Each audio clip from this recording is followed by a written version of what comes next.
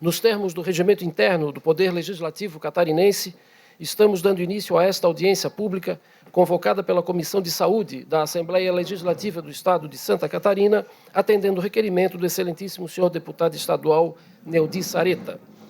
Esta audiência tem o objetivo de apresentar pela Secretaria de Estado da Saúde de Santa Catarina o segundo relatório quadrimestral de prestação de contas do ano de 2025.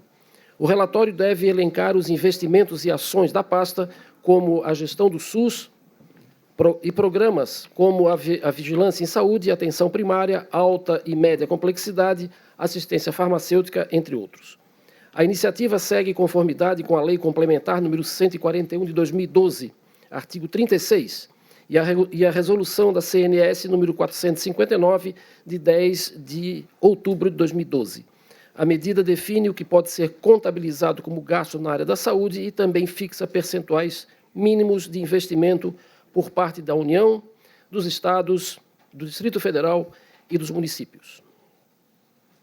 Para compor a mesa desta audiência, na presidência, o excelentíssimo senhor presidente da Comissão de Saúde da Assembleia Legislativa do Estado de Santa Catarina, Neudi Sareta.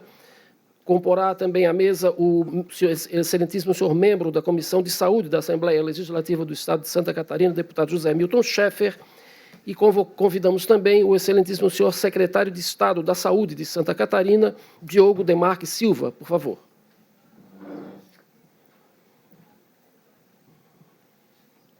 Agradecemos também a presença do senhor diretor administrativo do Hospital São Donato do município de Içara, Júlio César De Luca. Senhoras e senhores, dito isso, convidamos então o excelentíssimo senhor deputado estadual Neudi Sareta, proponente desta audiência pública, para a abertura oficial e a presidência dos trabalhos. Boa audiência a todos, obrigado, bom dia. Muito bom dia a todos e a todos que participam desta audiência pública. Cumprimentar o secretário Diogo, em seu nome a toda a equipe da Secretaria de Estado da Saúde, deputado José Milton Schaeffer, nosso companheiro, membro da Comissão de Saúde, sempre atuante também aqui nas questões da saúde dos catarinenses. Quero cumprimentar também o doutor Carlos Humberto Prola Júnior, procurador da República em Santa Catarina, que acompanha a nossa audiência, e acompanha de forma virtual também, também as demais lideranças e autoridades que estão aqui presentes. Como já foi dito na abertura pelo nosso cerimonial, esta audiência pública ela tem o objetivo de apresentar o segundo relatório quadrimestral de prestação de contas do ano de 2025 pela Secretaria de Estado da Saúde. Para sermos bastante objetivos, nós vamos já passar ao secretário para fazer a sua exposição, depois teremos tempos também das nossas intervenções ou alguma intervenção das lideranças que estão participando dessa reunião, para a gente, então, dar os demais encaminhamentos. Pode ser assim, deputado Milton? Ok. Secretário Diogo, pode falar daqui mesmo, ou se precisar se movimentar, fique à vontade. E com a palavra, Vossa Excelência, mais uma vez, muito obrigado pela sua presença e da sua equipe aqui na nossa audiência. Bom dia. Bom dia a todos que estão aqui presentes, quem nos acompanha de maneira virtual, o doutor Carlos Humberto também. Cumprimento aqui em especial o deputado Neudi Sareta, da nossa Comissão de Saúde, e agradecer aí por todo o debate, todas as oportunidades que a gente trata da saúde aqui nessa casa, e principalmente o seu comando à frente da comissão, que tem se mostrado de uma maneira muito efetiva. Cumprimentar o deputado José Milton Schaeffer também, uma pessoa muito atuante na área da saúde, representa muito bem a sua região, assim como o Estado de Santa Catarina como um todo, em diversas pautas diferentes. Cumprimentar aqui a minha secretária adjunta, a doutora Cristina, toda a equipe da Secretaria de Estado da Saúde, o planejamento que está aqui presente, agradecer pelo trabalho. Eu vou fazer a parte que está prevista na legislação, deputado Neudi, e no final vou abordar questões relacionadas aos números das cirurgias eletivas, aproveitando o espaço, mas por conta da parte prevista em lei ser extensa, vou iniciar logo, e aí depois, ao longo dos itens do orçamento, eu menciono algumas ações relacionadas à pasta, olhando para a questão orçamentária, né? Então, só antes de iniciar a questão de valores, né, só reforçar como que nós estamos hoje em termos de números de maneira geral em Santa Catarina, né? Nós temos aí 295 municípios, como todos sabem, e segundo o IBGE, nós temos, pela estimativa publicada agora em 2025, nós temos 8.187.029 pessoas no estado.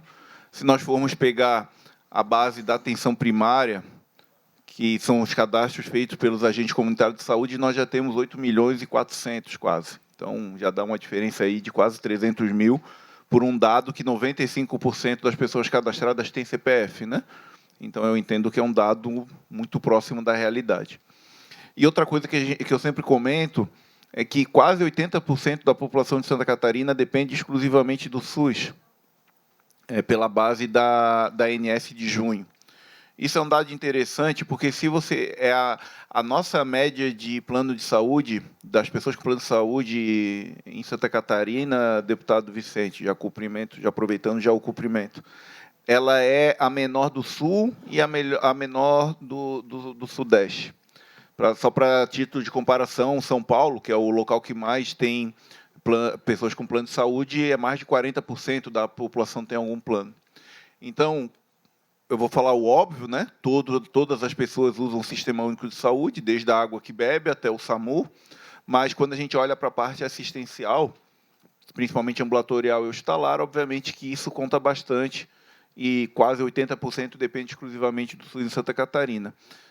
Tem uma questão econômica, mas eu atribuo muito mais a atuação principalmente dos municípios que, aqui em Santa Catarina, realmente pegam um paciente debaixo do braço para levar e para buscar atendimento de saúde. Temos quase 200 hospitais em Santa Catarina que atendem SUS. Dos 199 hospitais, eu tenho 4 hospitais que são privados, ou seja, não tem CNPJ com filantropia, não tem certificado de entidade beneficente. Tem um em Camperê, um em Joinville, um em Florianópolis, aqui, que é o Bahia Sul, e um em Palma Sola. São os 4 hospitais que são privados. Nós temos uma rede majoritariamente de hospitais filantrópicos, mais de 150 hospitais filantrópicos. O forte de Santa Catarina é a filantropia, os hospitais filantrópicos. Tenho 21 hospitais estaduais. Agora, com o Hospital Ruth Cardoso, são 21 hospitais estaduais, entre administração direta e administrados também em contrato de gestão com a OS. E aí, alguns hospitais municipais que nós também temos relação.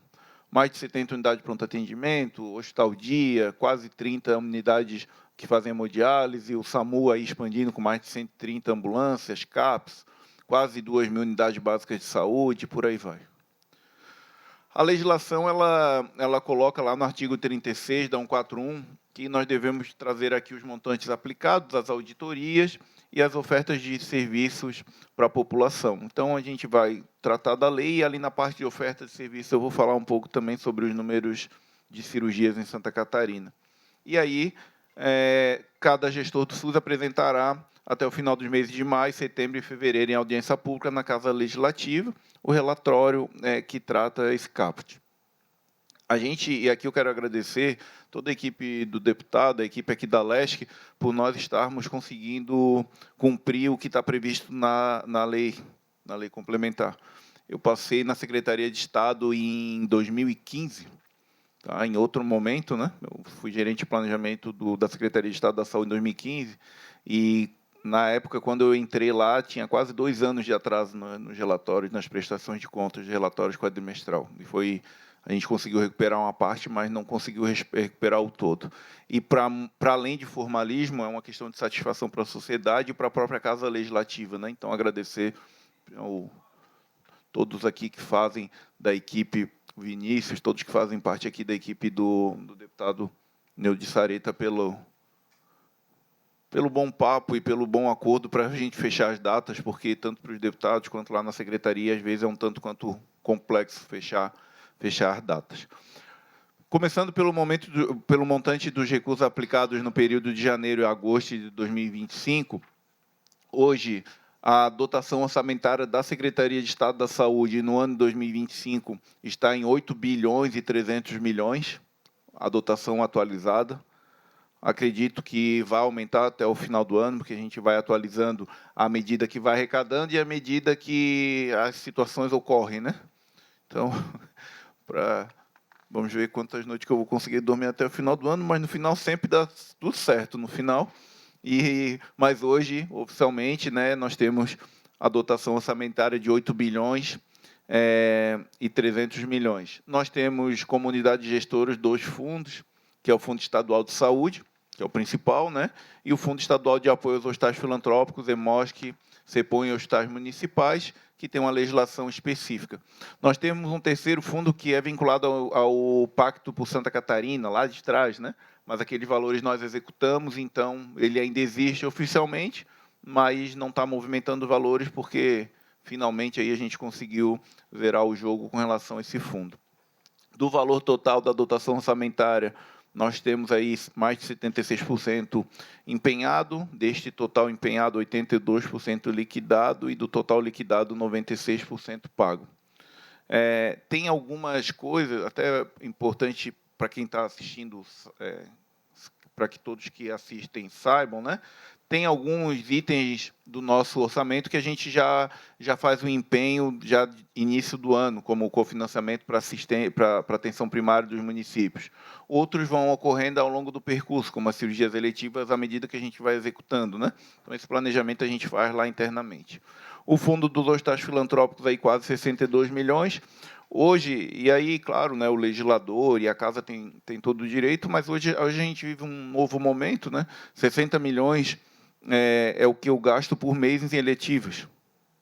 Então, claro que esse fundo ele teve um papel fundamental em um momento muito mais complicado do que nós temos hoje, mas hoje ele tem esse marcador no nosso orçamento, mas tanto dentro do programa de valorização quanto nas cirurgias eletivas a gente executa um valor muito além do que está previsto no fundo. Quando a gente olha para o nosso PPA e os relatórios referente até o segundo quadrimestre, né, dentro dos programas, a gente tem um programa de gestão estratégica e inovação, vigilância em saúde, atenção primária, atenção especializada e gestão de pessoas. O de gestão estratégica e inovação tem várias situações que estão dentro dele, mas eu quero destacar algo que a gente deve estar lançando até novembro, dezembro, né? que é uma base estadual para compartilhamento de dados para os profissionais de saúde e para o cidadão, né? O Ministério da Saúde tem uma estratégia dele, mas a gente criou a nossa própria estratégia, porque a gente tem muita informação aqui em Santa Catarina, além do que o Ministério da Saúde disponibiliza. Então, falando de inovação, e a gente está ali dentro, também tem essa previsão, além de outras ações, é claro, né? Também tem a vigilância em saúde, com execução aí de um empenho mais de 86%, a atenção primária, o programa da atenção primária com mais de 177 milhões, obviamente, a atenção especializada com maior valor e a folha aí com mais de 2 bilhões e 600 milhões. Nós temos 14 mil pessoas vinculadas ao CNPJ da Secretaria, entre pessoas que atuam nos hospitais regionais de saúde e também na parte administrativa da Secretaria de Estado da Saúde. Dentro do programa de gestão estratégica e inovação, a gente tem administração e manutenção das unidades administrativas da Secretaria, com mais de 142 milhões de dotação, mais de 83% empenhado, aquisição, modernização, inovação vinculada à tecnologia da informação e comunicação, com 30 milhões, quase 80%, manutenção das atividades do Conselho Estadual de Saúde, 500 mil. A gente, se Deus quiser, eu vou entregar mês que vem a van de transporte para o Conselho fazer as viagens, que eu estou prometendo há mais de um ano e não estava conseguindo listar, mas agora eu consegui comprar, e os conselheiros, já não sei se ele já estava acreditando mais, mas a gente vai entregar agora. Formação e qualificação dos profissionais do Sistema Único de Saúde tem um valor de 1 milhão e apenas 20% empenhado. Atendimentos das demandas judiciais, aqui eu faço um parêntese.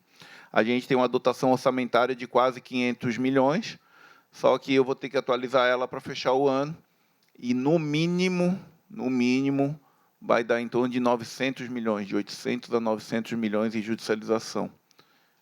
Os mais pessimistas lá, que trabalham lá da secretaria, estão colocando 1 bilhão pela primeira vez na história. Eu estou todo dia rezando para que a gente não ultrapasse aí 800 para tentar estancar tudo que está acontecendo. A gente tem, deputado Neudi, um comitê criado para evitar a judicialização, que é o principal. Ninguém questiona o direito do cidadão, né? Mas eu não posso achar normal que um medicamento custe 20 milhões sem uma evidência científica robusta e sem estar incorporado no SUS e a gente tenha que pagar. E é isso que está acontecendo. Tá? Do mesma maneira, eu estou, enquanto secretário de Saúde de Santa Catarina e vice-presidente do CONAS, questionando o Ministério da Saúde, porque o ministro Gilmar Mendes fez uma decisão, criou uma súmula vinculante, que é a número 60, derivada do tema 1234, com repartição de responsabilidades de acordo com os valores dos medicamentos, e essa judicialização está ficando a execução ainda com o Estado, mesmo sendo atribuição da União. Os juízes estão decidindo, pedindo para eu peticionar um pedido de ressarcimento à esfera federal. Só que esse ressarcimento vai vir daqui a 2 ou 3 anos. Então, na prática, para mim, hoje está até pior, porque eu não consigo nem defender. Antes ainda eu conseguia defender. É um tema que é de conhecimento, a gente está dialogando com o Ministério da Saúde, com o próprio STF, com a CNJ, fui na Justiça Federal, vamos ver agora os próximos desdobramentos. Manutenção das gerências regionais de saúde, mais de 2 milhões de reais, aquisição de veículos, quase 11 milhões de reais, aí praticamente tudo empenhado. As emendas parlamentares impositivas da saúde, mais de 200 milhões de reais. E aí aqui, claro, né, tem uma diferença, porque quando entra as emendas do Legislativo Estadual, onera a subiação de convênios, as emendas federais oneram outra subiação, para a gente deixar mais claro. Realização das ações da Santa Catarina levada a sério, quase 40 milhões de reais, mas essa subiação vai acabar tendo a dotação aumentada ainda até o final do ano, porque os convênios estão saindo, então deve aumentar consideravelmente. O piso da enfermagem com 144 milhões, isso dentro do programa de gestão e inovação. O programa de vigilância em saúde, nós temos, dentro da fonte 100, a realização de exames de interesse em saúde pública pelo LACEN, são 2 milhões e meio, com 86% empenhado. A gente está fazendo uma compra grande agora de equipamentos também. Isso veio o recurso federal lá em 2023 para essa compra. O Ministério da Saúde conseguiu fornecer ata para os estados e está disponibilizando agora. O programa da atenção primária, nós temos, dentro desse programa, os repasses para insumos e medicamentos básicos, mais de 33 milhões. A gente está em discussão agora com os municípios para pactuar os valores para o ano que vem. A gente deve aumentar, na proposta que nós vamos encaminhar aos senhores de lei orçamentária. A LOA deve vir com um valor a maior para o cofinanciamento de medicamentos básicos. Cofinanciamento das equipes, 135 milhões. Vocês podem ver que já está tudo 100% empenhado, porque a gente já empenha logo no final do ano. Quem está mais tempo aqui, o deputado Sareta, tem certeza que estava. O Vicente estava sofrendo na época, que era o pagamento, lembra? Desde aquele acordo que foi feito no bojo daquele inquérito civil com o MP, a Secretaria de lá para cá ajustou e já empenha logo no início do ano o pagamento dos cofinanciamentos. O PROCIS, que é uma lei daqui, proposta inclusive da LESC, que contempla municípios com maior vulnerabilidade, mais de 6 milhões, são 6 milhões e 700. Cofinanciamento para as equipes prisionais, 2 milhões e meio. E aí o componente da atenção especializada. Nesse componente, a gente colocou, são diversas ações, né? Primeira, a manutenção das unidades hospitalares sob administração direta, com valor de mais 370 milhões. Essa dotação ela deve também ser suplementada, né? E aí, claro, aqui não entra a folha, né? A folha está lá no outro programa. a maior parte dos hospitais, o maior valor está vinculado à folha. Fornecimento de medicamentos especializados, mais de 77 milhões. Distribuição de componente estratégico, 102 mil, que a Secretaria faz a logística. Transplante, 360 mil, com os valores do recurso do Estado, né? Ainda vem o recurso federal. Realização de serviços de telemedicina, com 3 milhões e 600, do convênio que a gente tem com a UFSC, para manter o sistema que foi criado lá em 2005. O TFD, com mais de 16 milhões. O custeio de procedimentos hospitalares ambulatoriais de média complexidade tem 90 milhões e uma outra parte que está vinculado ao recurso federal. E a realização de cirurgias eletivas, até o momento, 340 milhões. A gente deve isso com o recurso da nossa fonte. Nós teremos, com certeza, tem uma parte que a gente está usando de recurso de teto de média e alta complexidade federal, mas, com certeza, a gente vai ter que suplementar também. A aplicação em cirurgias eletivas esse ano deve girar em torno de 600 a 650 milhões de reais, e desse total vai girar em torno de uns 550 milhões de recursos do Tesouro Estadual. O Ministério da Saúde, semana passada, me prometeu uma portaria de 40 milhões, que vai ajudar, mas é mais de 500 milhões do Fundo Estadual de Saúde, recurso do Tesouro, e esse 340 deve ser suplementado aí uns 100 e poucos, 150 milhões para fechar o ano. A manutenção do programa de valorização dos hospitais. Hoje a dotação está em 500 milhões de reais. Nós vamos também suplementar para fechar o ano posteriormente, né? Vai girar em torno de 680, 650 milhões. Os convênios para a saúde, daí aqui entra as emendas estaduais, né? As emendas dos parlamentares, outros convênios como execução do próprio iniciativa do próprio executivo, né? Então, vou lá, estou construindo a Torre de Mafra, ela está onerando aqui essa dotação orçamentária. A manutenção das unidades por organizações sociais está em 592 milhões, o financiamento dos centros de especialidades odontológicas, 3 milhões, prótese dentária, 4 milhões e 200, material permanente, aquisição, está em 4 milhões, mas a gente vai executar muito mais. Eu estou usando um valor de superávit, aí de 30 milhões, a gente está comprando muita coisa, a gente comprou até cama, deputado Vicente. Trocamos até cama, estamos trocando até cama dos hospitais. É coisa que tinha. Mas está indo, graças a Deus. Vamos licitando e fazendo. Tem uma previsão também do SVO, mas é mais simbólica ali, porque a gente usa uma boa parte do recurso federal, e o CCR com 22 milhões atualmente de orçamento. Construção, reforma de unidade da SES, quase 60 milhões no nosso orçamento. Vocês estão acompanhando, eu tenho certeza, as ações que nós estamos fazendo de revitalizar as unidades próprias. Eu entreguei agora a revitalização da emergência do Hospital Rangit Schmidt, lá em Joinville. Estamos construindo lá naquele mesmo hospital uma nova ala da cardiologia, um valor, uma obra de 9 milhões, vai ter mais 42 leitos naquele hospital. Vindo para cá, o regional, a gente está reformando todos os quartos, o infantil entregamos todas as alas revitalizadas, agora só falta ortopedia, entregamos emergência, saímos de 145 leitos para 216 no hospital infantil desde 2023. Enfim, a gente poderia ficar falando aqui. Atualmente, dos 13 hospitais de administração direta e dos 7 administrados por OS, mais o Ruth Cardoso, não tem nenhum hospital que não tenha algum tipo de intervenção da Secretaria de Estado da Saúde com relação à reforma, ampliação, alguma revitalização. Tá? Custeio de CAPS, 1 milhão e 700.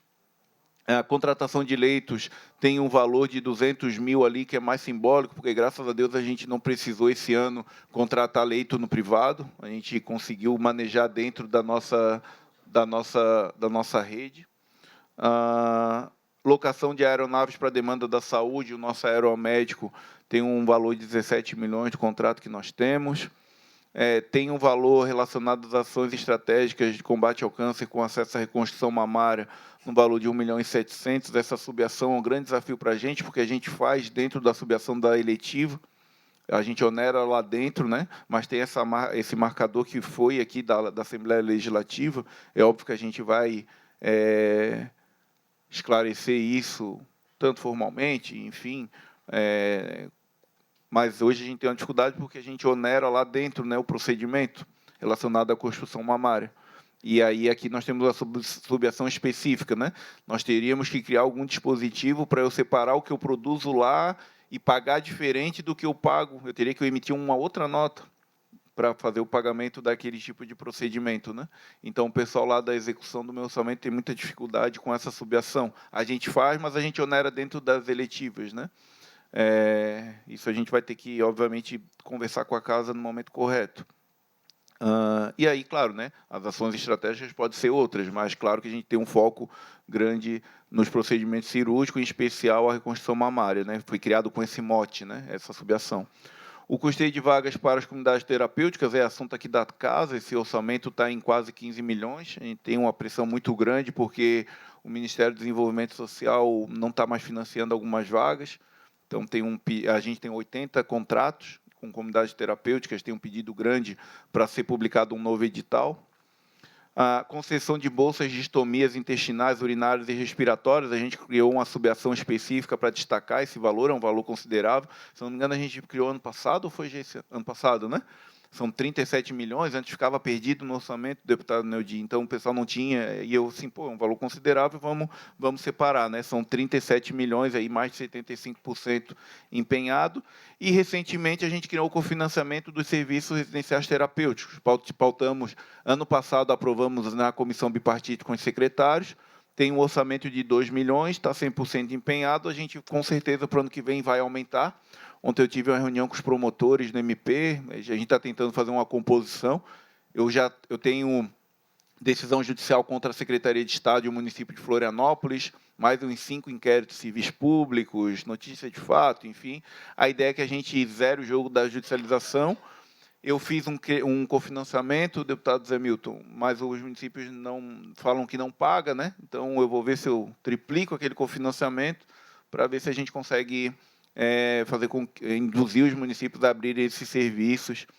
Ontem eu expliquei o planejamento para os promotores, lá para o promotor Eduardo Sens. Vamos ver se a gente consegue chegar numa composição e se os municípios que ainda não têm consigam fazer, né? Programa a gestão de pessoas, um valor de 2 bilhões e 600 milhões de folha até o momento. A gente fez um aumento, o governador liberou, o governador Jorginho Melo, um aumento em 2 parcelas, um agora no metade do ano e um agora em dezembro. Esse aumento tem uma repercussão de 400 milhões no nosso orçamento, tá? É 9%, mais a gratificação de 70% para 80% e de 80% para 90%.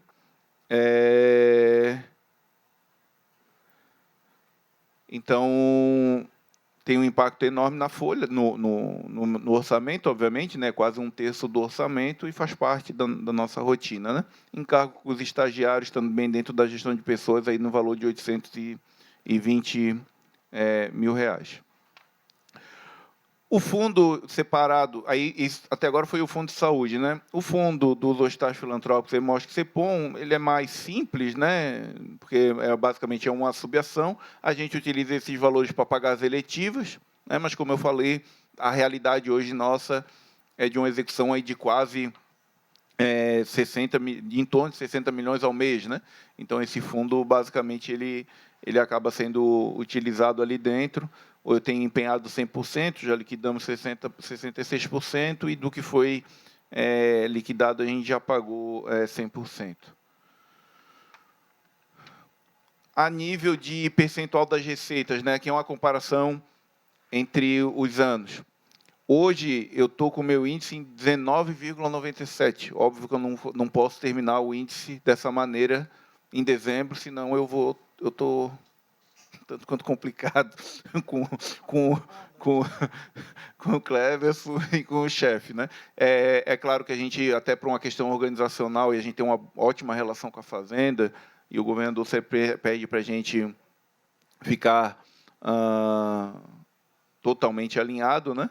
A gente tem um valor de quase 20% em relação ao que entrou de arrecadação do Estado. Obviamente, até dezembro é que a gente deve ajustar isso. Acredito que a gente deva fechar, deputado Neudi, em torno de 16%. A gente vai bater em 16%, né? Dificilmente eu vou conseguir baixar. Ano passado foi 15,8%. Esse ano Talvez dê até um 15,9, mas não vai baixar de 15,8, provavelmente. Tá? E desse total, nessa mesma época do ano, já tem quase 15% liquidado, né? Porque também uma coisa é o empenhado, outra coisa é o liquidado, então também tem que deixar clara essa distinção. Aqui, a gente pegou com relação à produção, aí eu faço só uma ponderação, né? A gente está apresentando o relatório quadrimestral e, obviamente, o quadrimestre é até agosto, né?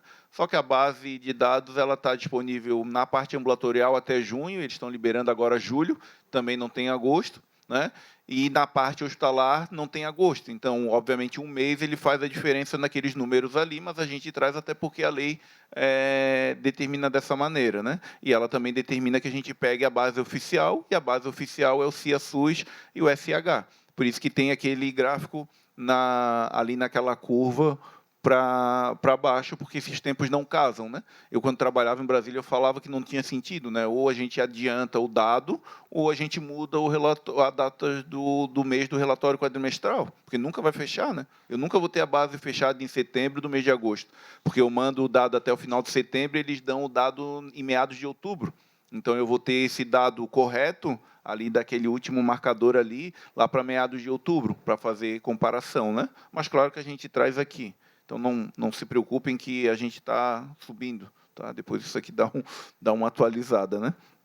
A gente também trouxe aqui a relação do que é gestão estadual e gestão municipal. Então, medicamento de alto custo, tudo gestão estadual. Aí vocês podem ver que procedimentos clínicos, a parte ambulatorial, a parte de finalidade diagnóstica, majoritariamente é municipal, assim como promoção e prevenção.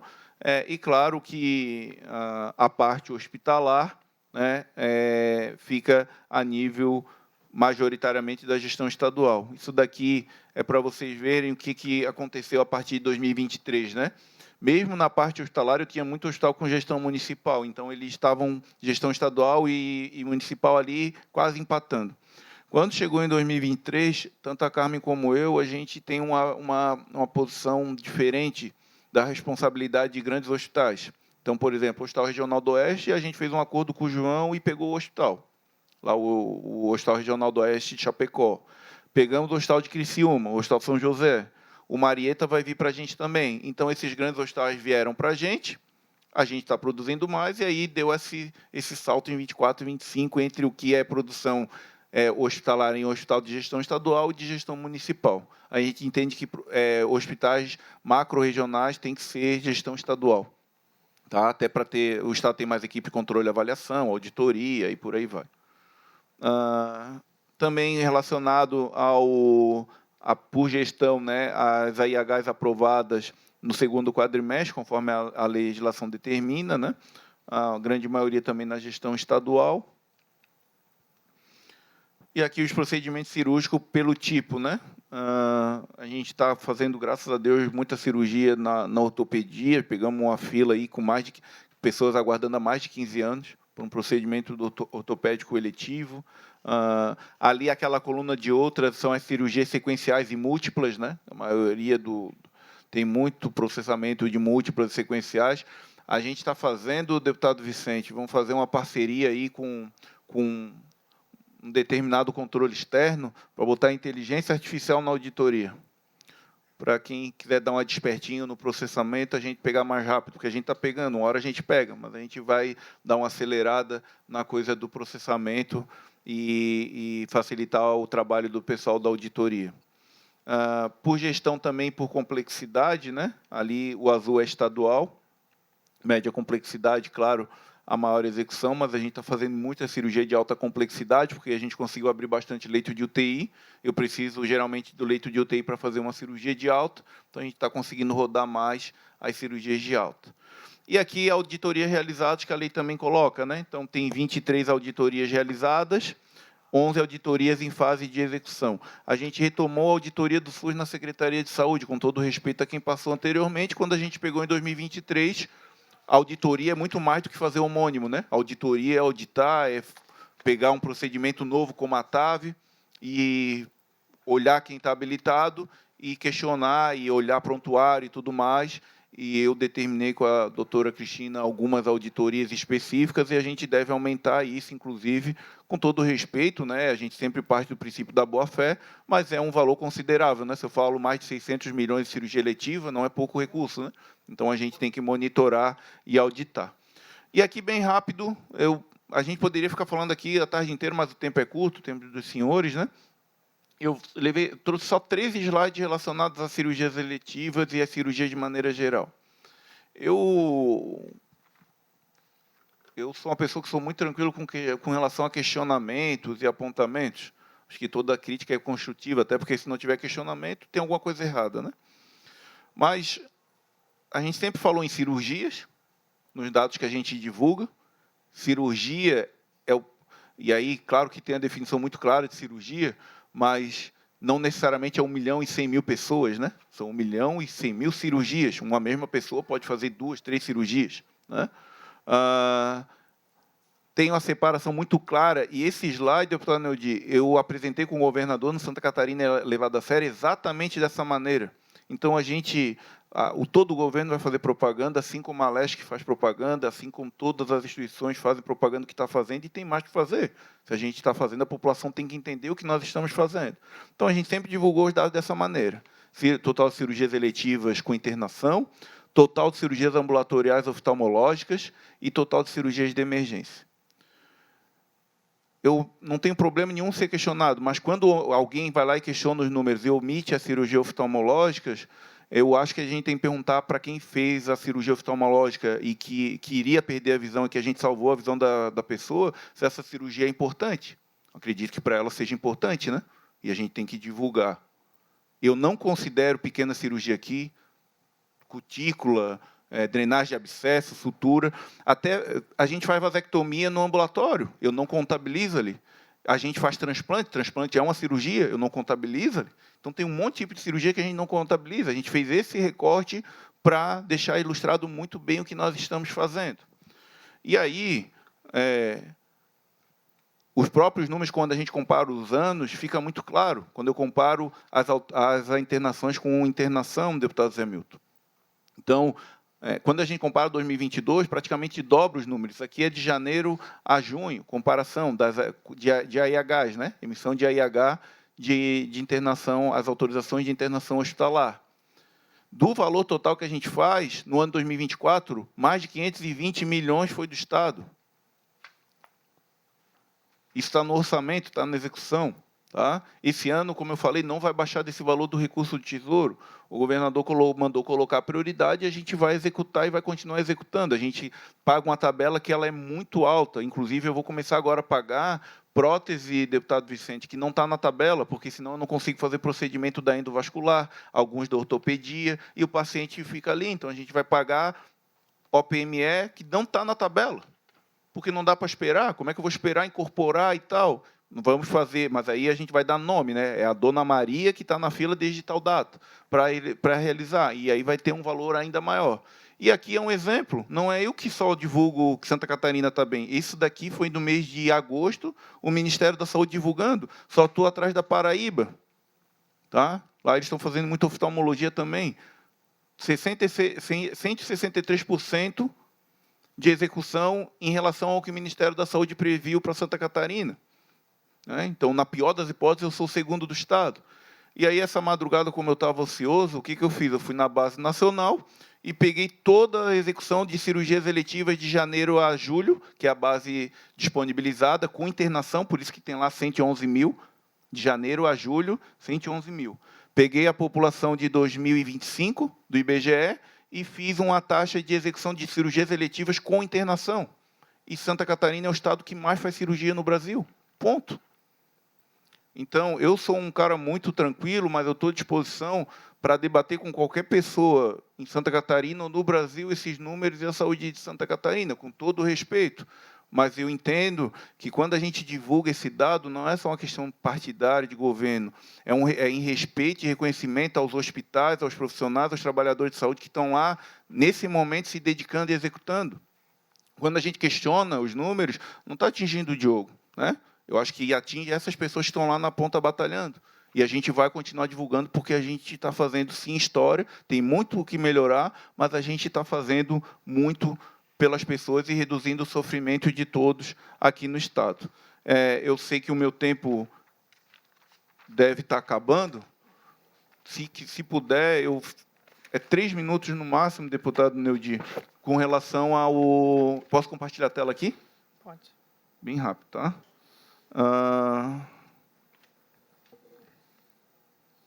Vai lá. Tá. A secretária vai lá no TJ, que a gente tem uma agenda. Eu vou compartilhar a tela aqui bem rápido, né? Porque muitas vezes as pessoas não sabem onde que está esse dado, depurar qual que é o tipo de cirurgia, qual que é a origem do paciente, enfim, né? Esse daqui é o site do DataSUS, eu estou fazendo isso daqui porque fica gravado, né? Depois aqui na LESC.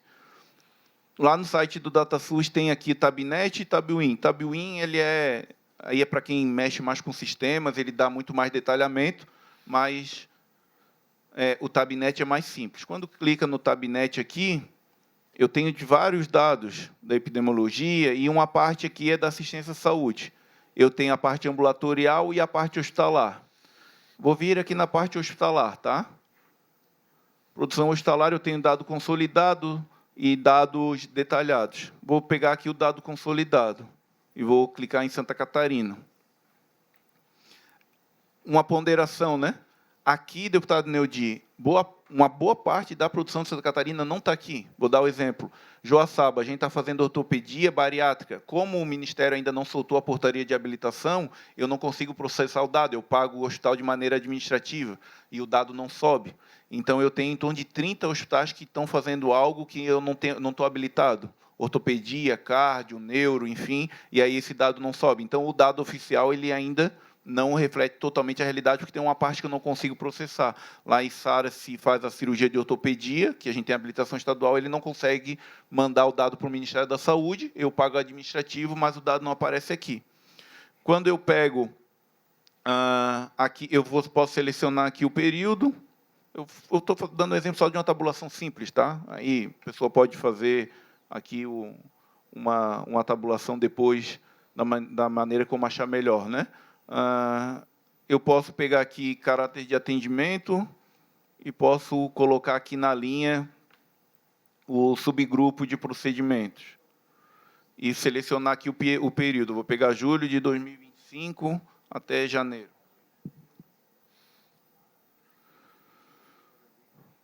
É uma tabulação bem simples, né? E vou clicar em mostrar. Tá?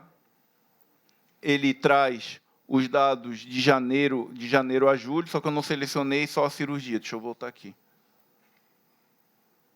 Eu vou selecionar aqui o grupo de procedimento, o grupo cirúrgico. Aquele 111 que eu mostrei na planilha, ali, quando eu comparei com os outros estados, está aqui. Janeiro a julho, somente internação hospitalar, né? E aqui os procedimentos de urgência do lado, né? E aqui eu consigo separar pelo subgrupo de procedimentos, né? Osteomolecular, por exemplo, ortopedia, 12.000. Aparelho geniturinário, cabeça e pescoço, e por aí vai. A gente consegue fazer seleção, deputado Vicente, você é da área e sabe muito bem, né? A gente consegue fazer pela origem do paciente, a gente consegue fazer pelo tipo de financiamento, pela região de saúde, pelo município gestor, e consigo colocar todas as variáveis aqui necessárias. Comparar ano por ano. Então, é um dado que é público, ele não reflete 100% a realidade de Santa Catarina, porque a gente tem muito hospital que não está habilitado e o dado não aparece aqui, então o dado é maior, mas, no mínimo, é aquele dado ali. E aí está liberado para todos que queiram fazer comparação, inclusive, de anos anteriores com o ano agora, por hospital, dá para selecionar ali o hospital, quero saber o hospital da minha cidade, né? Eu tenho aqui uma parte que é dos estabelecimentos, então, eu consigo saber desde o CEPOM até o outro, e aí a gente consegue ter um dado que ele é de forma pública. É claro que a gente divulga também, como a gente faz essas divulgações, pegando, claro, janeiro de 23 para cá, o recorte do nosso governo, e sem problema nenhum de estar debatendo esses números. E aqui, deixando bem claro para os três colegas, para os três deputados, que toda crítica e todo apontamento é bem-vindo, né? Mas essa questão das cirurgias eletivas é importante que a gente deixe esclarecido, porque a gente vai continuar, tem muito o que fazer ainda, mas a gente está realmente fazendo muita cirurgia, e eu quero deixar aqui agradecer os municípios, os secretários municipais, as equipes, e principalmente os hospitais que estão fazendo essa força-tarefa aí gigante no nosso estado. Dito isso, deputado, estou à disposição, agradecer aí pelo espaço, pela parceria da comissão, e fico à disposição para qualquer tipo de esclarecimento. Ok, muito obrigado, secretário Diogo, pela sua apresentação. Passo a palavra ao doutor Vicente Caro Preso, nosso vice-presidente da Comissão de Saúde.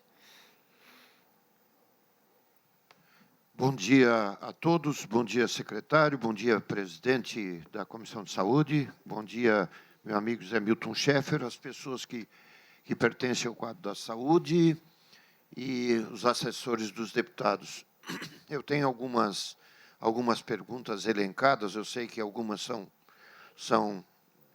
que exigiria muita...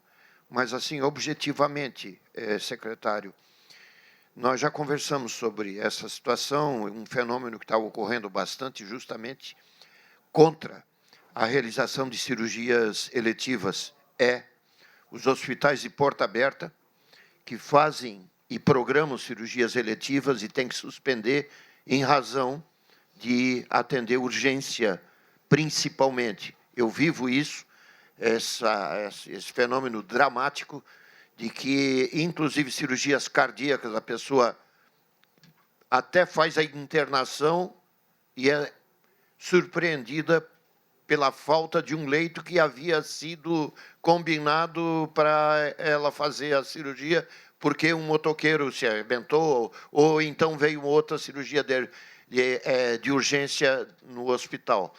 Alguns hospitais, esse fenômeno está acontecendo bastante e está impactando financeiramente, porque eles atendem pela tabela SUS puro, em detrimento de uma tabela de procedimentos eletivos que foi feito pela nossa secretaria. Eu acho que foi um grande avanço, né, secretário? Mas isso, com todo respeito, nós temos que, dentro do possível, gostaria de ouvir a sua ponderação, uma média com quem está dando conta da urgência em Santa Catarina, no meio dos hospitais filantrópicos. Existem hospitais que não têm porta aberta e que são campeões de cirurgia eletiva. E existem alguns hospitais filantrópicos que têm totais condições de realização de cirurgias eletivas, mas não o fazem porque determinar, por exemplo, trocar prótese em pessoa de idade. Tem que ter um leito de UTI pelo menos um dia para deixar o homem. E esse leito de UTI é consumido por urgência que é lógico, acontece, acidente, outras coisas todas aí, né? Então, essa é uma pergunta. Quando a gente vê o número 397.975 urgências no seu quadro, é um número exuberante, é um número que respeita. Eu vou falar também sobre a psiquiatria, se existe algum avanço na saúde mental. Eu participei de uma conversa muito importante com o secretário, dias atrás, que ele mostrou o desconforto por uma situação política que está acontecendo entre o nosso Estado e o governo federal. O extrateto, o teto de Santa Catarina, se comparado ao Rio Grande do Sul e ao Paraná, nós ficamos muito abaixo. Isso representa alguns milhões de reais. Eu estive no Ministério e, assim, a frieza foi mais do que frieza. Eu acho que tinha abaixo de zero a conversa sobre esse... Então, assim, um assunto que é técnico e um assunto que é de interesse da população é tratado como interesse político. Então, de lado a lado, está havendo dificuldade, tanto do governo federal em relação ao governo estadual e vice-versa. Eu acho que ninguém ganha. Aqui eu quero agradecer o senhor pela pela reforma que será feita no Hospital de Pomerode, com repasse iniciado de 2,5 milhões. A construção da nova central de material esterilizado lá em Pomerode, começou a pagar alguma parte. Mafra, que uma construção exuberante, e também agradecer pelos 2 hospitais de Jaraguá que estão recebendo recursos para investimento.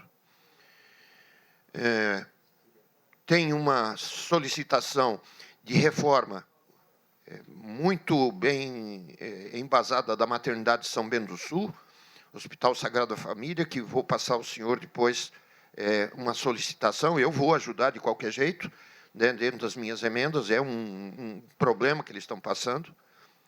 E, por último, uma coisinha que todos, o pessoal da política, o pessoal da saúde ali, onde eu moro, no litoral norte, tem alguma possibilidade da SES ter alguma iniciativa de construir e não gerir o hospital, mas eventualmente passar para uma OS ou algo semelhante no litoral norte, mais ou menos na altura de Barra Velha e Pissarras? Tem alguma coisa programada?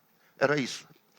Obrigado, Tem deputado coisas Vicente. lindas, mas Obrigado, deputado importantes. Vicente. Antes de passar para o secretário Diogo, acho que foram levantadas questões importantes, mas até para a gente contextualizar, eu já estou há um certo tempo presidindo a Comissão de Saúde, e 2 questões que o deputado Vicente levantaram aqui já são recorrentes. A questão das cirurgias feitas de urgência pelos hospitais e do pagamento foi também levantado exatamente na última reunião quadrimestral.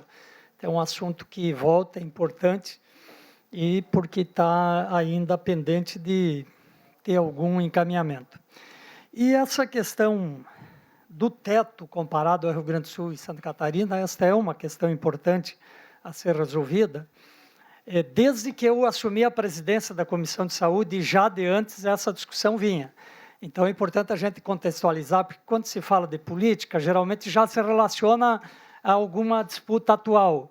Passou o governo Temer, foi assim, passou o governo Bolsonaro, foi assim, está agora o governo do presidente Lula, essa questão de ver dos tetos. Então, é importante a gente contextualizar para não parecer uma questão do governante de plantão. Nós temos uma questão que envolve o Estado de comparativos, né? Eu queria também que a gente pudesse entender, Diogo, se isso também tem a ver com o fato de que muitos catarinenses são tratados fora de Santa Catarina. Por exemplo, o pessoal ali da região de São Lourenço do Oeste, aquela região ali vai para o Paraná. Certamente isso aí não está contabilizado aqui em Santa Catarina. Isso influencia nessa questão do teto, de nós estar aqui há anos dizendo que estamos com um teto menor, que precisa ser ajustado, passaram-se os governantes, não se ajusta. Essa questão aí, Diogo, eu queria que você abordasse um pouco melhor, mas historicamente falando e não apenas com o gestor ou o governante que está nesse momento de plantão no governo. Muito bem. Vou começar pelo que é mais... não é mais fácil, né? Mas o que tem que falar menos, né? Barra Velha tem uma perspectiva de um hospital ser construído lá. Eu fui abordado por agentes da nossa sociedade. Falei, olha, N pessoas, porque ali vai ter um boom imobiliário, né? Já está tendo, vai ter muito mais, ali vai crescer muito. O que eu me posicionei, deputado Vicente, todo hospital que queira se credenciar ao SUS nas nossas regras será bem-vindo, porque é expansão de serviço, enfim, desde que dialogue com a gente qual tipo de serviço. Porque eu também, enquanto eu estiver ali, eu tenho certeza que qualquer secretário do governador Jorginho Melo, não adianta criar um hospital, dizer que vai ter o serviço A, B e C, e depois, aos 45 segundos do tempo, ir lá conversar com a gente, né? A construção tem que ser coletiva dos tipos de serviço. Eu entendo que ali vai acontecer naturalmente para atender aquela região ali. Ele está na região de saúde do Vale do Tapocu, ali. A gente considera daquela região e vai ter um papel importante, uma unidade hospitalar ali. Mas lembrando que tem dinheiro aqui dessa casa, emenda de bancada do Norte, Lá para a UPA de Barra Velha também, 5 milhões. A gente fez um convênio simplificado também lá para o prefeito. Ele me prometeu, encontrei ele esse dia no Comac, ele disse que até início do ano que vem vai. Então, eu acho que vai ajudar ali, principalmente para a parte do verão. Saúde mental, inclusive agora a minha secretária adjunta foi no TJ lá, e eu saindo daqui eu vou. Tem a questão da população em situação de rua, tem a questão dos egressos do hospital de custódia, que é um assunto que ainda está vivo. Eu tive reunião na semana passada com o juiz auxiliar, o Rafael Rios, ali no TJ. O que eu fiz, deputado? SRT, a gente vai melhorar o cofinanciamento para induzir os secretários. Dependendo de como ficar a minha lei orçamentária anual, eu quero ver se eu boto mais algum dinheiro em CAPES também, do nosso orçamento, porque a gente tem que fazer algumas escolhas, né? Então, vamos ver que pé vai ficar para estar colocando o recurso ali. E aí, o que tem assim de mais impactante, né? Leito de saúde mental, o que eu fiz? Eu não sei o que vai acontecer comigo, mas eu fiz. Tá? A portaria do Ministério da Saúde, ela fala que eu só posso ter 15% de leitos de saúde mental no hospital geral. Então, se eu tenho 100 leitos no hospital, eu posso só ter 15 de saúde mental. Só que o hospital lá de Lindóia do Sul tem 100 leitos, mas tem capacidade para ter 30, 40 leitos de saúde mental, e ele vai continuar sendo um hospital geral, só que 40% com leito de saúde mental. E não vai se transformar um manicômio. Quem conhece lá, eu estou pegando o Lindóia aqui, mas poderia ser outro, né? Exato. É um hospital organizado, um trabalho bacana e tal. Só que a portaria me veda, não portaria uma norma infralegal. Então, já começo, eu tenho um pouco de ranço disso, né? Porque uma coisa é lei complementar, Constituição, é uma portaria, uma norma infralegal de alguém do Executivo. Tá? O Ministério da Saúde não se posicionou com relação a qualquer tipo de mudança. O que eu fiz na CIB, né? Validado com os secretários municipais? Eu aumentei esse teto. Então, hoje o hospital pode ter até 40 leitos de saúde mental. Claro que ele não vai... Então, assim, claro que eu posso ser questionado, mas é que eu não vejo sentido algum, deputado Neudi. Veja, aí eu não compro o leito do cara que tem lá para me oferecer. Aí eu sou judicializado, o paciente vai lá e compra o leito nesse mesmo hospital, pagando 3 vezes o valor, eu não tenho um projeto terapêutico singular do paciente, ninguém sabe o que acontece com ele, não tem sentido. Né? Então, eu tenho 880 leitos de saúde mental em Santa Catarina, só 79 habilitados pelo Ministério. Essa é a proporção. Mas eu vou continuar abrindo. Porque aqui em Santa Catarina a gente tem uma característica, é muito hospital de pequeno e médio porte. E a ocupação deles é baixa, porque os especialistas estão no hospital de grande porte. Então, esses hospitais de pequeno e médio porte podem ajudar nos leitos de saúde mental com a organização. Eu tive agora em Lebon Regis. Eles estão recuperando lá o hospital. Tem um espaço perfeito para 10 leitos de saúde mental. Área de convivência e tal, eu quero ver... Ponte Serrada está ampliando. Então, inclusive, eu peguei 10 milhões que o TJ devolveu para a gente, o governador me autorizou, e tem em obra em 4, 5 hospitais para a lei de saúde mental. Então, a gente está tentando e tateando essas estratégias aí relacionadas à saúde mental. Cirurgias emergenciais antes do teto, cirurgias emergenciais e leitos. A gente está agindo, deputado, inclusive olhando as estruturas, não só de filantrópico. O Celso Ramos, o senhor passou por lá e sabe, o Celso Ramos, um hospital daquele tamanho, um hospital neurotrauma, referência para o estado inteiro, só tem 20 leitos de UTI. É uma vergonha. Só tem 20 leitos de UTI. A gente salva todo mundo que bate lá. Eu tranco sala cirúrgica, sala de reanimação, a gente estabiliza o paciente, depois salva para o leito de UTI. Mas não cabe, o Celso Ramos teria que ter, no mínimo, 50 leitos. O que eu fiz enquanto não vem a solução estruturante? Né? A gente vai, dei uma canetada lá e estou fazendo 14 leitos. Vai de 20 para 34. Porque ele nunca vai conseguir rodar cirurgia eletiva. Jaraguá do Sul, Hospital São José, liberamos um convênio, o governador liberou, o senhor pediu, lá no Santa Catarina, levado a sério, mais 10 leitos de UTI. Mafra vai abrir, Marieta, a gente vai abrir... abriu o Complexo Madre Teresa também, a gente precisa abrir mais leitos na Foz do Rio Itajaí, Itapema tem que abrir 10 leitos, me dá aquele leito para desafogar a Marieta para estar fazendo. O Hospital São José, a gente tem uma discussão, semana passada eu estava com eles, o São José de Criciúma, o HRO vai me abrir mais 10 leitos, a gente já abriu mais 10 leitos adulto, mais 5 pediátricos, ele vai abrir mais 10 leitos. Então, esses hospitais de grande porte, que são quem faz essas cirurgias de alta, a gente está um por um vendo a situação, a Zambuja, uma torre nova, Santo Antônio, uma torre nova, né? O Santo Antônio vai começar a fazer cardiopediatria lá também, então a gente está passo a passo. Aí, eu vou fazer o link desse assunto com o teto. Por que eu não criei um incentivo para a cirurgia de emergência? Porque eu tenho que ter responsabilidade com o meu orçamento. Eu não posso ser o secretário que vai voltar 10 anos atrás, naquela fase que o senhor bem sabe. E aí, se eu não tenho garantia de algumas coisas, eu não vou criar outra despesa que ela vai ficar. Se eu chegar para um hospital como São Donato lá de Sara e dizer que eu vou diminuir o valor do programa de valorização dos hospitais, não vai rolar, vocês sabem, né? É só dali para cima. Até porque a inflação da saúde é muito maior. O que eu estou fazendo como paliativo? O estágio de grande porte, vocês sabem que a gente liberou convênio para Criciúma, para Jaraguá, para vários hospitais, para estabilizar até que eu tenha uma solução estruturante. Qual que é a solução estruturante? Aí eu faço o link com a última pergunta. O teto. Eu não quero o teto para pagar menos do meu tesouro. Eu quero o teto, primeiro, para reconhecer o que está sendo feito. Eu mostrei ali a comparação da cirurgia eletiva. Né? É o estado que mais faz no país. Eu não quero esse valor só para trocar a fonte. Eu quero o valor para atualizar o porte do programa de valorização dos hospitais, que o deputado Zé Milton vai me cobrar daqui a pouquinho, e eu não vou fazer enquanto não atualizar o nosso teto. Eu quero, obviamente, esses hospitais de grande porte, os portes 6, eu ter um pagamento diferenciado, mas, para isso, o Ministério da Saúde tem que tratar a gente com um outro olhar que não está tendo. O deputado Pedro Kizai articulou uma reunião com o ministro Padilha, ele foi muito respeitoso, tenho um respeito enorme por ele, pelo Adriano Massuda, que é o secretário executivo. Tecnicamente, está tudo correto. É um estouro de 300 milhões na gestão estadual e 200 milhões na gestão municipal. É o que eu falo, deputado Neudi, não precisa nem vir para o Estado. Se eu entrar para Jaraguá, para Joinville, eu tiro de outra ação, negocio com os secretários e está tudo certo. Só que hoje não está vindo. E aí a gente não tem essa previsibilidade mais adequada. O deputado está totalmente certo quando fala que esse é um assunto antigo. O próprio governador fala isso. Também quero deixar isso aqui bem registrado nas falas dele, só puxar, ele vai falar que entra governo e sai governo, e o Santa Catarina tem dificuldade de receber o que manda para Brasília, e isso também entra essa questão do teto. Só que é o que eu falei para a Federação dos Hospitais, eu falo aqui nessa casa, não é um questionamento do Diogo nem da Secretaria, é um questionamento de Santa Catarina.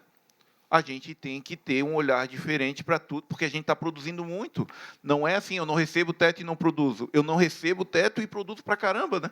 Então, esse equilíbrio vai ser necessário. Eu vou formalizar. Eu não queria fazer, tá? Não queria, porque eu entendo que vai se tornar um debate político. Eu não queria fazer o relatório, botar no papel, divulgar, mas, infelizmente, a gente vai mandar para essa casa, vai formalizar para todos, Federação dos Hospitais, o relatório detalhado com relação à questão do teto de Santa Catarina, para que tenha outros desdobramentos. Deputado Zé Milton, gostaria de fazer uns questionamentos também.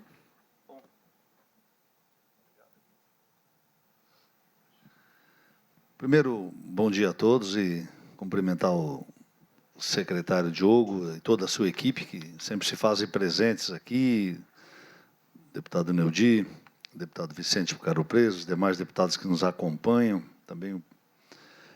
Eu tenho alguns questionamentos, muitos deles já feitos pelo deputado Vicente, que chama a atenção da gente, e o deputado Diogo, o Diogo já citou, um dos questionamentos realmente vem ligado. Olhando o orçamento, nós vimos que o Estado pagou até agora, na questão dos hospitais filantrópicos, na valorização dos hospitais, que engloba outras unidades, que não são filantrópicos também, 508 milhões. Esse valor, lá atrás, há 4 anos atrás, já chegou a 600 milhões. A mesma coisa, e a gente observa que, para manutenção de hospitais ligados administrados por OSs, foram 592 milhões, quase 90 milhões a mais, e o número de hospitais filantrópicos no Estado é infinitamente maior. Uma das perguntas é, por que está subindo tanto a questão das OSs nesse orçamento, e quantos hospitais estaduais são administrados por OSs? Essa é uma pergunta para a gente ter noção. São mais de 130 hospitais filantrópicos que prestam serviço pelo SUS e que estão nesse programa de valorização dos hospitais. E uma pergunta é, houve alguma, no último, de hoje a um ano para trás, houve para algum hospital mudança de porte? Porque grandes hospitais, acreditando na política do governo, fizeram investimentos e hoje não conseguem mudar de porte, né? E isso tem causado, além da questão inflacionária já citada pelo secretário, também há investimentos e projetos de hospitais que fizeram ações para mudar de porte, atendendo essa política do Estado, esse chamamento, e não obtiveram até agora sucesso nisso, e a gente não tem uma data de avaliação para isso, né? O que eu acho que prejudica também a política de valorização. Eu me somo aqui ao levantamento do deputado Vicente Caro Preso com relação a quase 400 mil cirurgias feitas nas emergências dos hospitais, a preço de tabela SUS. 3 horas da madrugada, uma consulta é R$10 numa emergência de um hospital, às vezes tem que fazer uma cirurgia, e essas cirurgias não são remuneradas enquanto as outras são. E dentro disso também tem uma dúvida. Eu ouço muitas reclamações de secretários, e às vezes de secretários, que às vezes um paciente da cidade dele, tem um hospital que é referência ali, e o paciente é mandado a 300 quilômetros, 200 quilômetros, fazer a mesma cirurgia, e a regulação não encaminha para aquele hospital ali da cidade ou da cidade vizinha. Isso tem sido uma reclamação bastante constante de hospitais e de secretários. Pô, deputado, tive que levar um paciente em tal lugar, e aqui do lado tinha um hospital que fazia essa cirurgia, porque mandaram fazer lá. E a gente fica nessa questão da regulação, realmente é uma dúvida, por que isso está acontecendo, se os secretários ou a gerência regional, né, ela não pode determinar, até para ser mais justo e facilitar com a questão dos pacientes, que isso geralmente gera uma dúvida muito grande. E uma outra questão que olhando aqui os gastos, né, eu também levanto, é porque que o Estado ele tem buscado fazer, muitas vezes até pegar hospitais e passar para organizações sociais, e por que alguns hospitais o Estado não faz concessão, que é muito mais econômico, né? E ele também tira ali do seu ombro a gestão. A gente sabe, eu repito sempre, que a Secretaria da Saúde é uma das secretarias de mais dificuldades para se fazer gestão, e a gente vê crescendo nesse sentido, e a gente vê que hospitais como Marieta e outros que são concessão têm feito um trabalho exemplar de referência, né, a nível de Santa Catarina e de Brasil, e acho que esse seria um modelo que poderia ajudar bastante. As outras dúvidas já foram tiradas aqui pelo secretário Diogo, o deputado Vicente Caro Preso. Obrigado, deputado Milton Schaeffer. Eu quero consultar o procurador da República, Dr. Carlos Humberto Prola Júnior, se deseja fazer uso da palavra, até que tem uma... Isso, doutor Prola, o senhor está me ouvindo? Bom dia, deputado. Pois não, é prazer de ter o senhor na reunião. Eu queria, antes do senhor falar, fazer uma referência ao doutor Michael de Barros.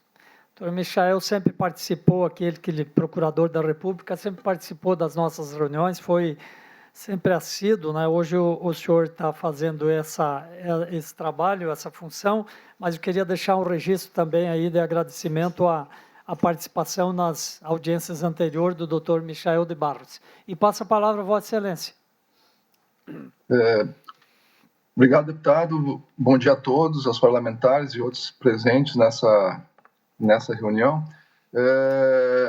Eu queria inicialmente esclarecer a minha participação e pedir desculpa por não ter podido comparecer presencialmente, né? Nas próximas, acredito que seja possível essa participação presencial.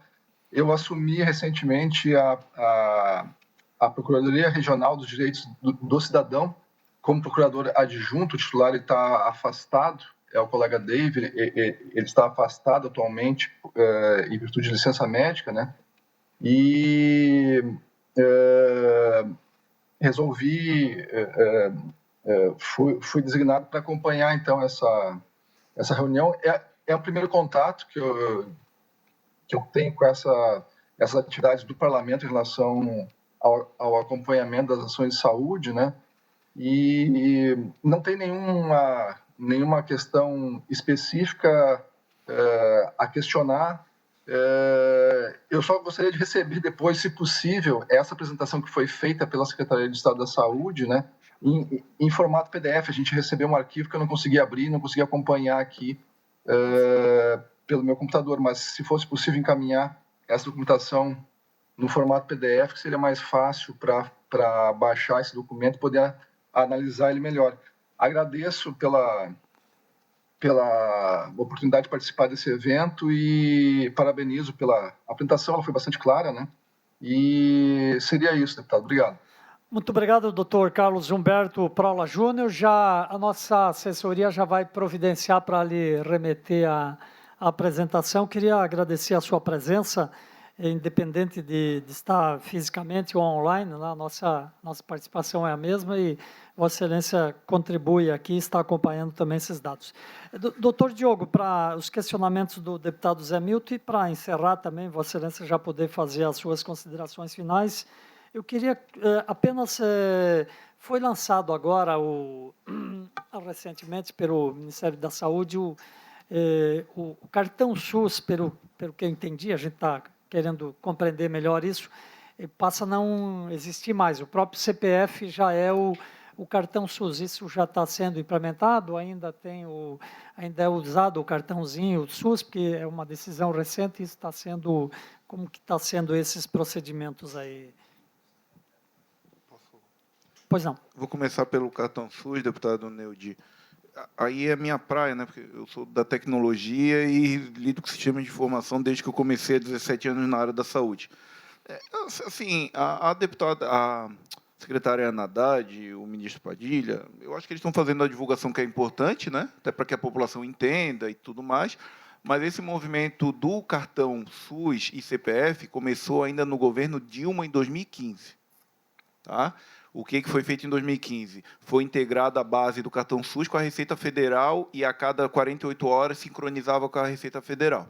Então, desde então, só que já vai uma década, né, essa higienização do cartão foi sendo feita à medida que os dados eram alimentados em cada um dos registradores. Eu, por exemplo, tinha 8 cartões nacionais de SUS. Eu entrei dentro do CadWeb, que era o sistema, e eu mesmo atualizei, aí o sistema entendia e juntava. Tá? A identificação CPF ela já estava funcionando. O que eles trouxeram diferente do Ministério da Saúde? E até foi assim, gerou uma controvérsia. Eu questionei, para deixar isso bem claro, aí se depois veio um esclarecimento. Tem que deixar muito claro, ninguém nesse país vai ter acesso negado por falta de CPF. Isso é muito importante. Direito à saúde está na nossa Constituição, cláusula pétrea e bola para frente. Só que, claro que hoje a criança nasce já basicamente tem CPF.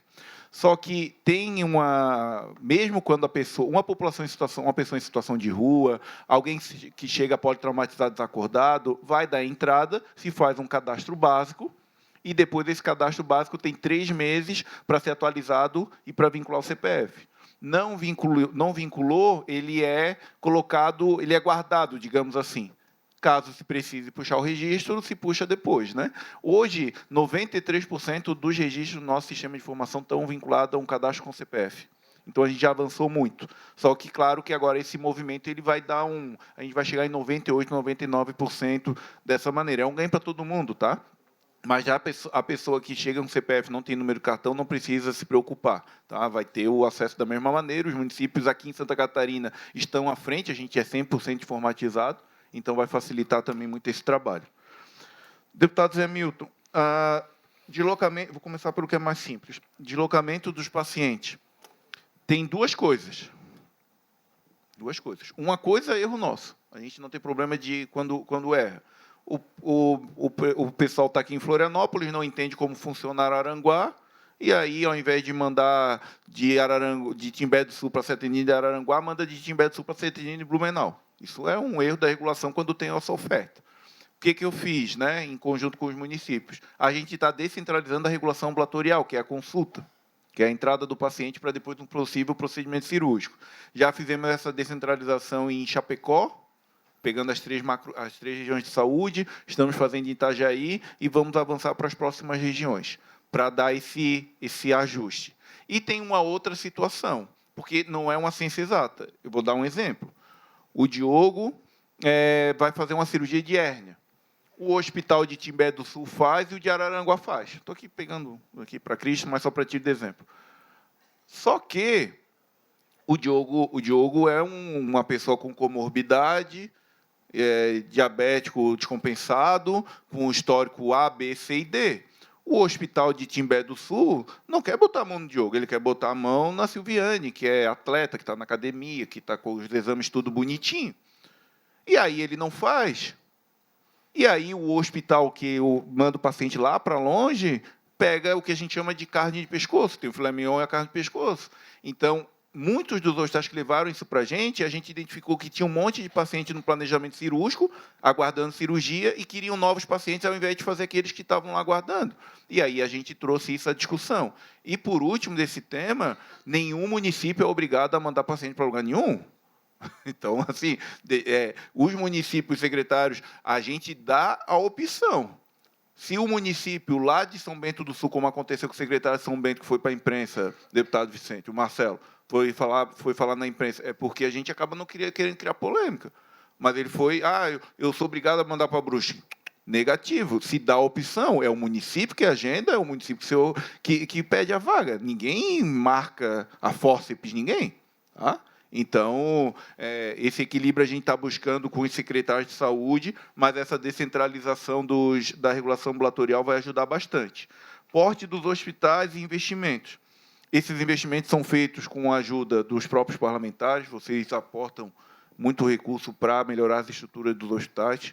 Quanto mais quiser mandar, melhor. Estou lá à disposição, a gente dá jeito. Vou mandar a prestação de contas minha para vocês. Posso fazer uma parte aqui, Diogo, interrompendo, porque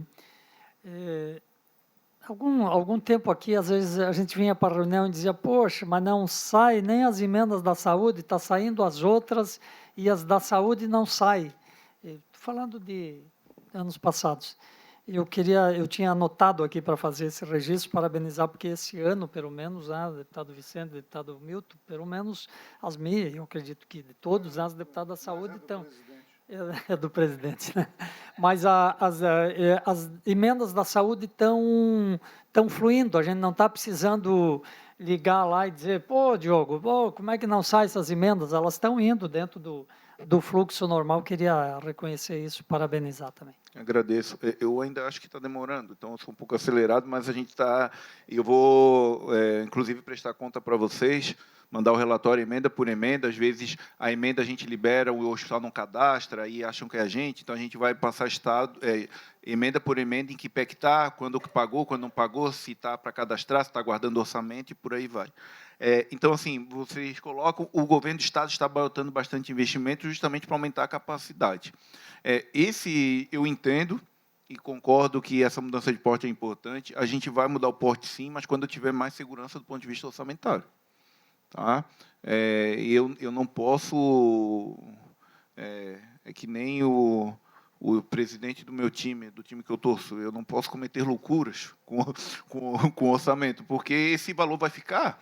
A partir do momento que eu altero... A mudança de porte hoje, deputado Zé Milton, impacta em torno de 70 milhões, 75 milhões no meu orçamento. Pode parecer pouco no orçamento, né? Mas é um valor que vai ficar. Então, eu tenho que ter isso de uma maneira muito clara. E, junto com essa alteração, a gente vai ter que discutir hospitais que regrediriam de porte, são 22 hospitais, que a gente não quer regredir, então a gente vai ter que mudar, mexer um pouco na regra, puxar de um lado para o outro para dar esse equilíbrio, e eu estou pautando isso junto à coisa do Teto Max Santa Catarina, porque eu conto com a ajuda de todos. A gente tem que pautar esse assunto. Antes de cada R$100, quando eu cheguei em 23, eu era adjunto da Carme, de cada R$100 que o Estado botava na saúde, 73 era do Estado, do Tesouro, e 27 da União. Agora está em 85. Vai chegar em 90, 95, né? Então, eu preciso desse equilíbrio para poder olhar para frente, mas eu tenho certeza que até o ano que vem a gente vai conseguir fazer isso. E, por último, um assunto mais complexo e polêmico. E aí aqui eu quero deixar bem claro que não são estudos e a gente debate e discute gestão de hospitais desde que mundo é mundo. A Secretaria de Estado, eu era secretário adjunto, nós fizemos um estudo sobre eficiência de hospitais. Brasil inteiro comparado a hospitais iguais, né? E a gente analisou 3 modelos: a administração direta, organização social e o filantrópico. Custo, benefício, eficiência, o filantrópico à frente, em segundo OS e em terceiro administração direta. Quando a gente fala isso, não significa que é demérito para quem é funcionário público que trabalha no hospital de administração direta. A gente tem que separar as coisas. É porque, quando a gente fala de administração direta, não é o profissional. Tanto que eu vou fazer concurso agora. É o sistema de compra, é o parafuso canulado tamanho 6 que eu não consigo licitar e que falta para fazer uma cirurgia ortopédica, é o avental que a empresa vai lá e me entrega qualquer coisa parecida, mas que não é um avental, que eu vou lá, desclassifico, ela entra na justiça e eu fico sem avental na unidade. Então, é de tudo, todo dia, quando a gente fala de administração direta e tem esse tipo de aquisição, é uma dificuldade para rodar essa máquina. Né? Uma coisa que tem que se deixar bem claro, deputado Zé Milton, os 500 milhões da dotação atual do Programa de Valorização, ele vai ser suplementado. Eu não tenho como pagar menos de 680 milhões de reais no Programa de Valorização, porque é o valor do ano passado, o Programa de Valorização é só dali para cima. Então, essa dotação orçamentária é o retrato de agora, mas ela vai ser suplementada para fechar o ano. As eletivas vai dar em torno de 600 milhões, então só ali para filantrópico e municipal eu já vou ter aí 1 bilhão e 200, 1 bilhão e 300 mil reais entre programa de valorização e cirurgias eletivas. Por que a gente não faz concessão, uma hipotética concessão? Eu estou falando aqui que é no cenário de ideias, deixar isso bem claro, para daqui a pouco não ter funcionário de administração direta fazendo greve ou lá na frente da secretaria dizendo que eu vou dar o hospital para alguém, né? A gente teve 4 hospitais concedidos na história de Santa Catarina. Marieta Conder Bornhausen, o Hospital Regional do Oeste, o Hospital São Paulo de Xanxerê e o Hospital de Curitibanos, o Hélio Ortiz. Esses 4 hospitais. Todos eles na década de 90, em outro momento da legislação, outro momento do controle externo. Em 2016, teve uma decisão do STF relacionada a um atendimento que foi feito na maternidade Catarina Cus, em Mafra, com relação a fazer atendimento naquela unidade com um plano de saúde. Se eu não me engano, era o SC Saúde. Um parto que foi feito lá. E essa decisão, salvo o melhor juízo, ela coloca uma trava para eu fazer qualquer tipo de concessão. Tá? Eu sou adepto a esse modelo. Porque, deputado Neudi, 95% SUS, aí você fala, pô, mas vai atender 5% de plano dentro da maternidade Catarina Cus. Mas esse 5%, ele torna o hospital muito mais... ele consegue girar muito mais de ponto de vista orçamentário e consegue executar muito mais com menos recursos. Isso é fato. Tá? Então, tem essa questão dessa decisão. Eu estou particularmente estudando algumas coisas, mas tudo no campo das ideias, deixando bem claro e de um debate. Orçamento de OS, para finalizar, ali dentro daqueles valores está o SAMU também, tá? E é um valor considerável aí o contrato do SAMU, aí são mais de 100 milhões do SAMU. Eu não reajustei nenhum hospital contratado por OS, tá? A não ser que tenha decisão judicial, e alguns já me processaram. Então, o que tem decisão judicial para reajuste, a gente está reajustando. Nós hoje temos 7 hospitais administrados por OS, mais o EMOSC e o SAMU. E aí agora o 8º hospital é o Hospital Ruth Cardoso, que não vai ser Organização Social da Saúde, vai ser Organização da Sociedade Civil, OSC.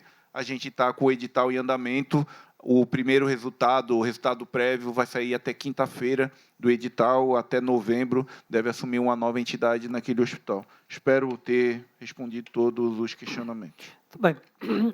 Um dos assuntos que foram bastante tema dessa comissão e sempre com cobranças, porque funcionava muito mal aí no passado, é a questão da gestão do SAMU, quando teve alguma empresa aí que ficou inadimplente, não pagava salário dos servidores, etc. Hoje, a partir da FAES ter assumido, né, esse assunto, o SAMU, em termos negativos, parou de vir aqui para a Comissão de Saúde. Então, isso é um sinal que está funcionando bem. Sexta-feira, inclusive, eu tive a oportunidade de visitar a unidade avançada do SAMU em Concórdia, tu esteve lá, estivemos juntos lá para abertura e observava também, ouvi lá se o pessoal está funcionando bem, não, está tranquilo, está ótimo. Então, queria fazer esse reconhecimento também à FAES, né, que administra o SAMU.